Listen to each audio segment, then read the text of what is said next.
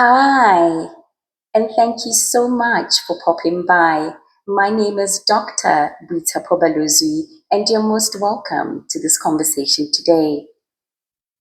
In this very short clip that I'm making, I'm basically responding to the headline on the Mihi newspaper, this week's edition, of which the title reads, Boko grants the wealthy shortcut to citizenship.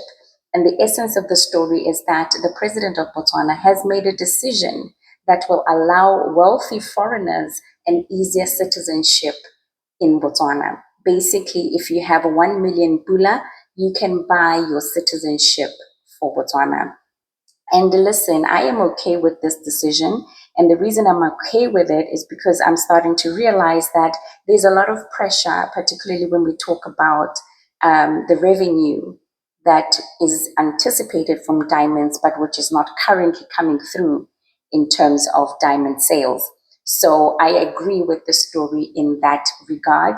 And therefore, I'm starting to understand the pressure that the president is under to come up with revenue streams, right? Various and diverse revenue streams. And I think this also speaks to this idea of Botswana trying to diversify the economy away from diamonds. And of course, this idea of granting citizenship to foreigners is not a novel idea.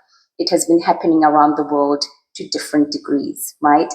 And the only thing I can say is that as long as this program is implemented well and also has a time for evaluation, then I think we can try to mitigate the negatives that have been observed from this program from other nations who've been doing this before. So, for example, implementation-wise, how long are we going to be receiving these foreigners? How many applications are they going to be approved? And then once we've determined that, we can also then determine when we are going to stop the program after how many years in order to thoroughly evaluate the impact of the program and to particularly evaluate the kind of people that were allowed into Botswana Citizenry through this particular program or this project, right? So I think those are the two elements that I would add to say, listen, if we're going to do or we're going to take this route, I think the most important thing is to give an allowance for a very solid implementation strategy and a very solid evaluation aspect to it, right? And then something else that I think people are complaining about that I was seeing online is just this idea that, foreigners buying citizenship might attract the wrong kind of person to Botswana. That is a fair assessment, right? Immediately I'm thinking of corrupt politicians who are running away from facing the law in other countries might decide to buy themselves and their families citizenship in Botswana. I'm thinking of people who might have committed murder cases who are running away from the law, drug lords running away from the law.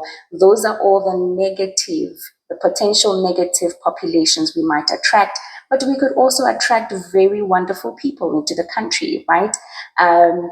We could also attract the people with the money to invest in the country. And I think there could be stipulations in this kind of policy to say the people who do come into the country are complied or must in some way give back to the country once they're in it, right? So in other words, we can then try and generate even more revenue from the wealthy citizens or the wealthy foreigners in this case who will be coming into the country. Yes, I agree. There are both negatives and positives, and I think one of the good things about this program is that it is at the hands of Botswana to determine who is coming in and why they are coming in. And Botswana also has the opportunity to stop the program or seize it temporarily in order to evaluate its outcome. I feel like there should be a social responsibility clause within this granting of citizenship where the people who are coming in must have a social responsibility cause that they're going to do in order to give back to the community. Do you know what I mean? All right. So I mean, listen, I'm not saying perfect idea, but I think it's a practical idea under the circumstances we are talking about, which is also being mentioned here by the author of the article, Timothy Iluanika. He's talking about this idea that, this pressure from diamond revenue or the lack thereof is really putting Boko in a position where he needs to come up with these practical solutions to the immediate problems. And similar to the Qatar deal, right? These are all deals that are showing that something has to be done in the absence of permanent solutions to this idea of the lack of diamond revenue. As I've said before, in all of these deals, there's always the moral and ethical considerations, which I've discussed in the previous clips. But again, as I'm saying, in this case, Botswana is definitely in control of the process.